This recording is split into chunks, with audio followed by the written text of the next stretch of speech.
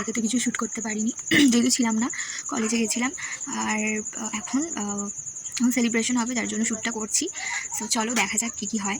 আর আমি তো খুব এক্সাইটেড। আমি মানে নিজের বার্থডে থেকে অন্য কারোর বার্থডে হলে বেশি ভালো লাগে আমার। সো চলো।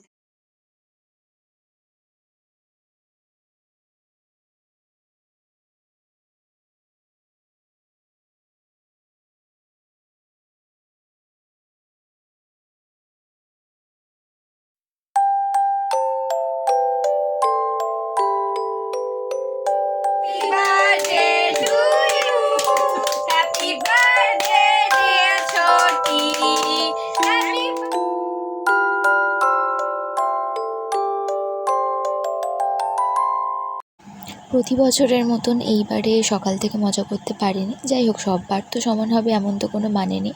তবে বিকেল থেকে যতক্ষণ অবধি ছিলাম আমরা সবাই মিলে খুব ভালো করে টাইম স্পেন্ড করেছি।